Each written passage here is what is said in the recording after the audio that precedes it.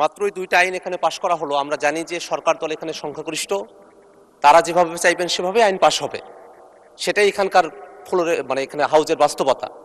কিন্তু যে দুইটা আইন পাশ করা হলো এবং যে জনমত যাচাইয়ের জন্য এবং প্রস্তাবগুলো উত্থাপন করা হয়েছিল, যিনি সদস্য আছেন তিনিও এই আইনগুলোর বিষয়বস্তু কি তার বক্তব্যের সময় সেই বিষয়টা তিনি উল্লেখ করেন নাই। বিষয়বস্তু হলো যে এই যে সিকিউরিটিজ অ্যান্ড এক্সচেঞ্জ কমিশনের যে আইনটি এবং এই যে বীমা কর্পোরেশনের যে আইন, দুইটা আইনের বয়সের যে বাধ্যবাধকতা ছিল সেই বাধ্যবাধকতাগুলোকে উঠিয়ে নেওয়া হয়েছে। বিলের দিকে তাকালে মনে হয় যে খুবই সংক্ষিপ্ত একটা কথা, যে কমা সেমিকোলন তার পরিবর্তে দাড়ি প্রতিস্থাপিত হবে, শর্তগুলো বাদ যাবে, দেখে মনে হয় যে যেন পাই এখানে কোনো কিছুই হইতেছে না। কিন্তু বাস্তবতা হলো এই যে সিকিউরিটিজ অ্যান্ড এক্সচেঞ্জ কমিশন, সেখানে 65 বছরের একটা বাধ্যবাধকতা ছিল চেয়ারম্যান এবং সদস্যদের ক্ষেত্রে, এবং বীমা উন্নয়ন ও নিয়ন্ত্রণ কর্তৃপক্ষ সেখানে 67 বছরের একটা বাধ্যবাধকতা ছিল।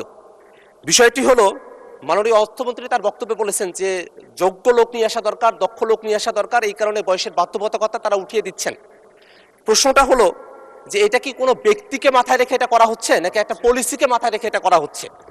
আমাদের যেটা ধারণার বিষয়, যেভাবে বাংলাদেশ ব্যাংকে একটা নিয়োগ হয়েছে সেভাবে যদি কোনো বিশেষ ব্যক্তিদেরকে মাথায় রেখে এই আইনে বয়সের যে বাধ্যবাধকতা ছিল সেটাকে যদি উঠিয়ে দেওয়া হয়, তাহলে মাননীয় মন্ত্রী যেমন দক্ষ এবং যোগ্য লোকের কথা বলেছেন সেই জায়গাটাতে কিন্তু একটা কন্ট্রাডিকশন তৈরি করবে। আইন পাশ হয়ে গেছে, কিন্তু আমরা বিরোধী দলের পক্ষ থেকে আমাদের কনসার্নগুলো এখানে জানিয়ে রাখছি এই কারণেই, কারণ বিএনপি সরকার 2001-এ যখন ক্ষমতায় এসেছিলেন, তারা তত্ত্বাবধায়ক সরকারের নিজেদের মতো করে উপদেষ্টা বাড়ানোর জন্য প্রধান বিচারপতির বয়স যখন 65 থেকে 67 করেছিলেন, তারপরে একটা দীর্ঘ ভোগান্তি জাতিকে আমাদের পোহাতে হয়েছিল।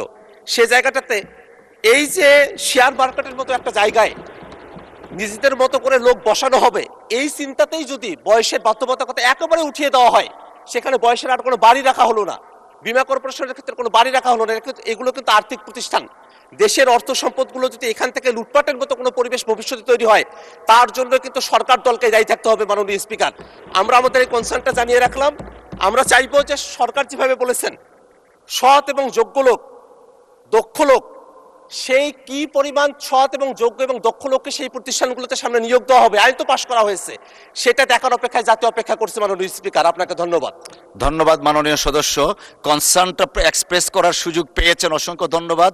এই ব্যাপারে মাননীয় অর্থমন্ত্রী আপনি কিছু বলার থাকলে বলতে পারেন প্লিজ। আমার মনে হয় মাননীয় স্পিকার, আমার বক্তব্যে আমি পরিষ্কার করেছি এই বিলগুলো কেন আনা হয়েছে, পরিষ্কারভাবে বলা হয়েছে। আপনার এই বিলটা যখন 93-তে হলো সিকিউরিটি অ্যান্ড এক্সচেঞ্জ কমিশন, তখন গড় বয়স ছিল 57 বছর মাননীয় স্পিকার। এখন গড় বয়স হচ্ছে 72 বছর। আপনি কি এই লোকগুলোকে কর্মকাণ্ডের বাইরে রাখতে চান? বাংলাদেশের এই নাগরিকগুলোকে, এই অভিজ্ঞ লোকগুলো, তাদেরকে কর্মকাণ্ডের বাইরে রাখতে চান? কোথায় 57 বছর, এখন 72 বছর। এই ডিফারেন্সটা এর মধ্যে যারা আছে তাদেরকে তো আমরা বাইরে রাখতে পারবো না। দ্বিতীয় কথা হচ্ছে, বিশ্বের প্রায় প্রত্যেকটি দেশে যেখানে সাকসেসফুলি এই security and exchange commission operate করছে, তাদের এখানে কোনো এজ বার নাই, এবং তারা সফলভাবে এগুলো পরিচালনা করছে। এবং এখানে যেখানে যোগ্যতা অভিজ্ঞতার প্রশ্ন থাকবে, এই সমস্ত প্রফেশনাল অর্গানাইজেশনে আপনি এজ বার দিলে আপনি একটা লিমিটেশন করে দিচ্ছেন যোগ্য ব্যক্তিদের কাজ করার ক্ষেত্রে। সেটা তো আমরা চাচ্ছি না। সেটা বীমার ক্ষেত্রেও প্রযোজ্য, সেটা যে কোনো প্রতিষ্ঠানের ভেতর প্রযোজ্য। যেখানে গড় এজ পরিবর্তন হয়ে গেছে, সেটাকে আপনাকে সমন্বয় করতে হবে। বাংলাদেশের আগামীর অর্থনীতির যে নতুন প্রেক্ষাপট সৃষ্টি হচ্ছে, এখানে আপনার যোগ্য দক্ষ ব্যক্তিদের যদি আনতে চান, আপনাকে এগুলোকে মাথায় রাখতে হবে। এখানে ইমোশনের কোনো সুযোগ নেই।